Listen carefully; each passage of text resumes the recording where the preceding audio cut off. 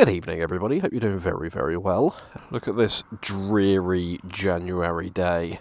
And also look at the utter state of my bike. I washed this yesterday. Today is the day that those that have been asking me relentlessly for the past 6 months to do a review on this thing, not my face, the helmet, it's finally the day that you get your prayers answered. This thing is the Klim Krios Pro. I've had it for about 6 months, and I've probably done about 5,000 or 6,000 miles on it. I've been commuting anywhere between like 250 to 500 miles a week, depending on the week. Each commute of mine is 80 miles each way. A lot of motorways, a lot of town riding, as in London town. And I've done a few trips in it as well. Mainly on this thing, which is my 2021 KTM Super Adventure S. And tuck that in there, because if I don't tuck that in there, I'm going to get a chilly arm, aren't I? Right, let's get the old girl started, shall we? Yeah, look. Ice warning. Just skip it a bit. Gloves on.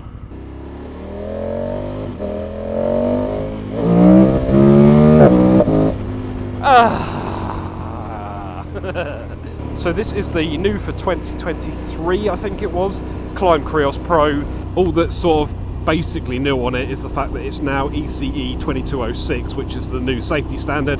I think with ECE 2205, some helmets would absolutely smash, not quite the right term to use there, Sam, but they would absolutely smash the standard, so they would massively outperform it, and then you would have the cheaper helmets that only just pass it. If you are wearing it in a direct impact crash, you would probably survive.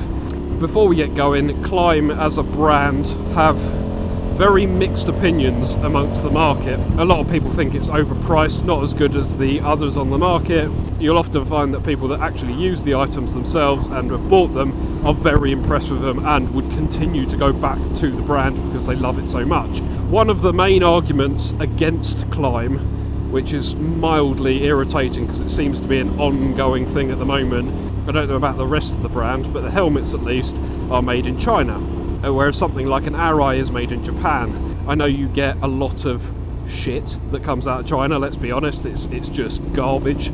But if the phone, the PC, the TV, or whatever you're watching this on is made in China, you wouldn't say that that is utterly garbage, would you? If it's a properly made device, item of clothing, it meets all of the standards, I have no issue with it being made in China. I don't know why that's such a big thing. Like, people are so angry about it. Anyway, we won't carry on with that. It's in this colour scheme, which you probably won't be able to see very well because I'm riding along and trying to look where I'm going. Quite a subjective helmet, I guess. It's very out there, especially in the colour scheme that I've got it in. A lot of people get it in the black or the matte black or whatever. Most of those are GS riders. But I like having a colour on my helmet.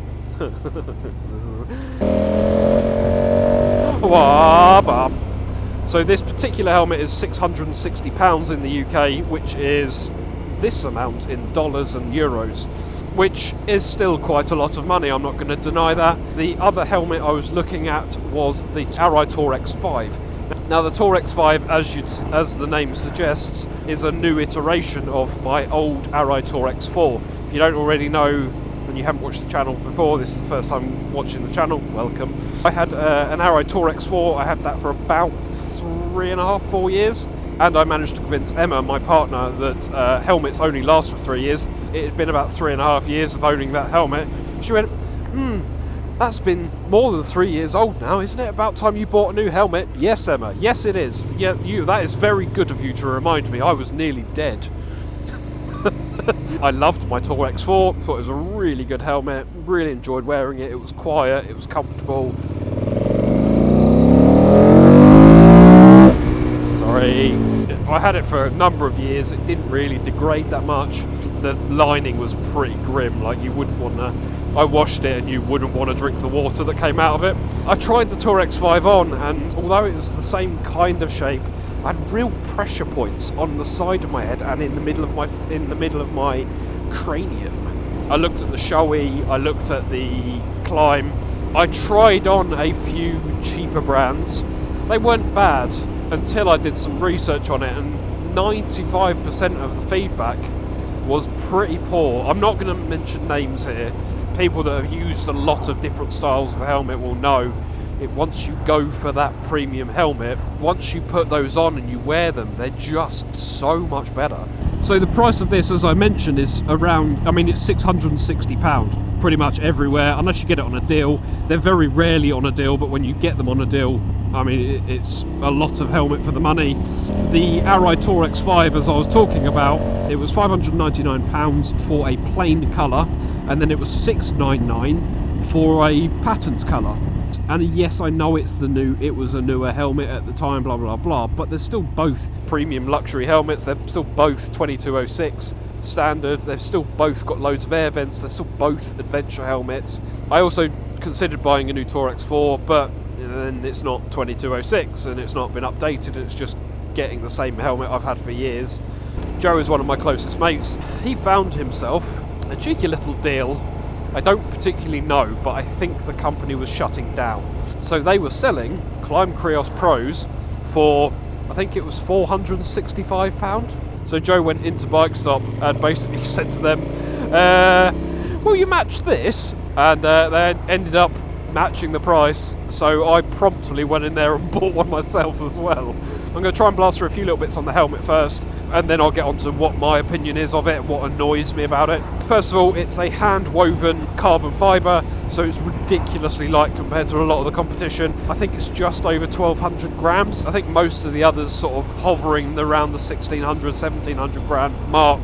Some of them go even heavier than that. The weight was quite a key thing for me. I've got the Cardo Pack Torque Edge on. I run a camera pretty much all the time, and although they're not a lot of weight, when you've got the lighter helmet to start with, bolting on a load of stuff to it, there's a few different ways they've obviously done that, one being the hand-woven carbon fibre. This is a really pretty place.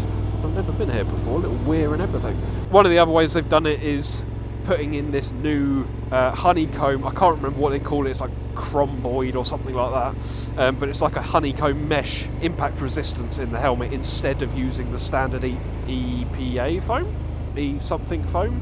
There's the foam that most helmets normally have. Whether it's marginally better or worse than foam, I don't know, but it's still hit the 2206 standard, so it can't be bad.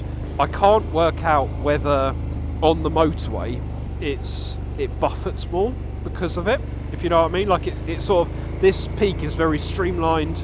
The helmet in general is very streamlined. I do have a massive screen here as well. I'm very rarely in the wind, but it does that a little bit more, just like a little bit more turbulence. The bike is no different to when I had the Arai, so I don't know if I'm just noticing it more, whether I'm paying attention to it more, or whether it is because the helmet is lighter, it reacts a little bit more to wind and turbulence and whatever.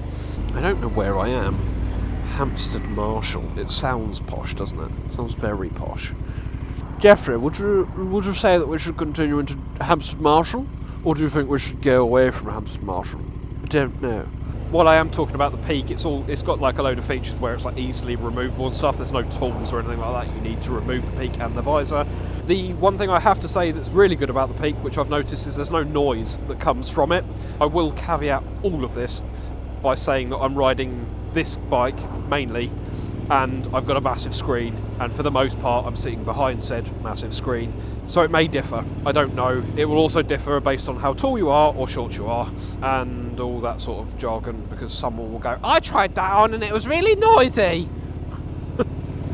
Now, the thing I love about adventure style helmets, there are some fantastic full face normal helmets out there. The one thing I noticed almost immediately the second I put on any other helmet is the field of vision. I can see my finger here. That's in my peripheral vision, as I like to call it. It's there. I can see that there. It looks like I'm doing a dodgy salute. Oh, Suzuki Jimny. I can see the top of the visor here. I can see the bottom of the visor here. I'm on the wrong side of the road, Sam. Get back on the wrong side of your side of the road. It's like the field of vision is massive. It's so much nicer to ride with like that much vision. It was the Spice Girls that did this in one of their songs. Doing that little lifesaver, you do that rather than this. Like, you don't have to turn your entire body, because turning your head makes way more difference than it would if you had a narrower field of vision. Oh. Ah, funny. It comes with the pin lock which most things do now anyway, but it comes with a pin lock, and it also comes with a photochromatic visor, the light sensitive colour flip visor. Those visors are normally like £150, they're so expensive, but they are really good if you don't have a drop down internal visor. Basically the idea is the sun comes out like it does in other countries and apparently not in the UK, the visor will slowly darken itself, react to the UV essentially. By the time you get to the evening where the sun's gone down or it's dark or whatever, you're not riding with a tinted visor, you are riding with a clear visor because it just goes back to clear. Fantastic things. A couple of things with that. Apparently in the UK they're not legal to ride with, so I definitely do not have it on and haven't had it on every single one of my helmets I've ever bought. It is marked for off-road use only in the instructions, like it says it all over it when you take it out, it says off-road use only. The one thing that is mildly meh about it, the visor alone does not meet the ECE 2206. Now I assumed that was a safety thing in terms of like impact resistance or something like that. It's not. The reason it doesn't meet ECE 2206, I believe, I might be wrong on this, so probably fact check it, in theory it doesn't change colour fast enough. I've never noticed it change, but I've never been in a position where I've been riding in the sun and I'm like squinting because it's too bright. It definitely does change fast enough, but it's obviously not fast enough for ECE 2206. Oh, swans! One thing I don't like about the visor is that because of said tinting, that I definitely don't know because I definitely don't use it on public road because it's definitely not legal, when you have it up like this, it's fine. When you close it on a sunny day, you get an impression of all of these holes in the peak. So if I close my visor now, I mean it won't be that bad because it's grey and shitty, but if I close that, can you see there's a line there and a line there? The visor's obviously reacted to what little UV there is today. As I mentioned before, it does change relatively quickly when you do put it down, so it's not awful and it's not sitting there for 20 minutes with this really irritating, distracting pattern on it. On some of the high level UV days in like midsummer kind of thing, it is quite a bit more pronounced, but then at the same time it reacts quicker when you put it down, so it changes faster. The problem with days like today is that it's not really, there's no real UV. It will take way longer to sort of level out, if you know what I mean. Finally about the visor is the click placement. I will caveat this whole thing and say this isn't really a problem for me because there is an anti-fog insert in the visor which works very well. But a lot of people moan about these, saying that there's no, you know, like some people like to just crack their visor a little bit instead of having it open an inch or whatever. So the first opening point of this visor is there. So I can see through that, it's probably about an inch open or something like that. I know a lot of people want one that's sort of half an inch or like a centimetre or whatever open. One of my pet peeves with a lot of other helmets is that you have three settings. You have like one slight crack, you have half open and then full open. There's no in between. What's the point in having a visor that opens like there? Because you're just looking through the seam of the helmet. There isn't one right down the bottom, but there's 1, 2, 3, 4, 5 different positions from an inch up. I think it's fine. A lot of people moan about it though, so I thought I'd bring that to you. I've had no problem with like the visor shutting itself over bumps. Like if I do this, ow, that really hurt. Giving myself a headache. It doesn't move. It just doesn't move. So there's no problem with it closing itself over bumps. It's solid enough for that. General airflow and temperature of the helmet as well. This is going to be quite a long video, so I do apologise. It's got a couple of vents. There's one big one on the front here which has a mesh behind it so you don't get bugs flying through it or anything like that, which is nice. There's one on the top of the helmet and there's one on the back of the helmet, or dual ones on the back of the helmet. There's definitely not as much airflow through this helmet as the Arai in terms of vents. Now the Arai had got vents bloody everywhere. There's ones up here on the visor and everything. However, I think thanks to this chromboid or whatever it is, the honeycomb liner, there's not as much heat retained in the helmet. It's definitely a cooler helmet, as in cool and also temperature cool. It is like a heat treated, vacuum moulded plastic pretty much, so it doesn't retain the heat as much as the foam does, which in the summer is it's so much nicer. It's still relatively warm, like you still know you've got something on your head, but it's nowhere near as warm as my Arrow was. More breathability, huge field of vision, vents. Oh, vents. These vents are really easy to use with gloves. I'm going to have to do this because the camera's in the way. You've got this big vent here, and this is the slider for it. And that feels a bit plasticky for my liking, but it means, like, if I use it with my gloves, it's very, very easy to find with the gloves and very, very easy to move and find.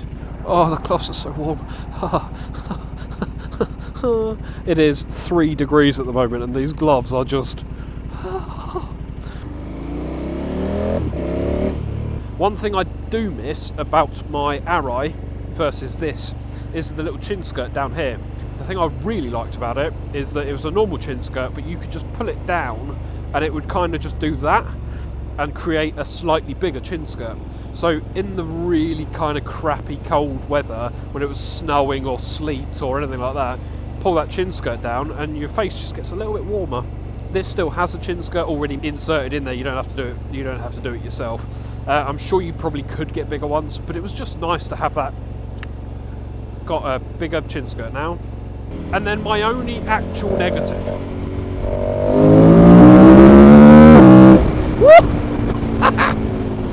Sorry. God, why does this bike still surprise me 4 years on? Jesus. The only thing I don't like about this helmet, and the only thing that I would actually go, yeah, I would want to change that, and it's quite a substantial thing for someone that puts a helmet on so often, and that is the buckle. I kind of made the, yeah, I guess I'll get used to it kind of decision. It's got like a clip on one side and then a hook on the buckle, and it goes in and it's magnetic as well. It's really like ridiculously easy to take off. It literally just pull it and it undoes. I've probably done 5,000 or 6,000 miles in this helmet, if not more. Quite a substantial amount of use in 6 months. I still can't get used to it, and it still annoys me. There's a couple of little bits where you probably could clip it on and then have to pull the strap really bloody hard to check if it's in and stuff like that, and it's just, I don't think it's something I will ever choose over a double D ring. I've always loved a set of double Ds, so sorry, inappropriate again. It clicks in eventually. I will find the hook or whatever it is eventually. I can't do it with gloves. I don't trust it. It's obviously been tested. It's obviously met the standard that it needs to meet. I trust it enough to be wearing the helmet, right? I can yank down on this strap as hard as I want. Like, get my finger under there with thick winter gloves. Like, it's not coming off. Even if I did properly 100% trust it, it's still more of a faff than a double D ring. It doesn't mean I'm going to get rid of the helmet, because overall I really like this helmet. It's lightweight, it's comfortable, it's airy, it's not too warm, it doesn't buffet too much or anything like that in the wind. It does a little bit, but not that much. In general, it's just a very nice helmet. So yes, that's a horrendously long video about this Klim Krios Pro. But yes, anyway, thank you very much for joining me. Oh, bonfire, bonfire, Westridge Green. This is quintessentially Oxfordshire. That's a very nice house. Nice ass. I like your ass.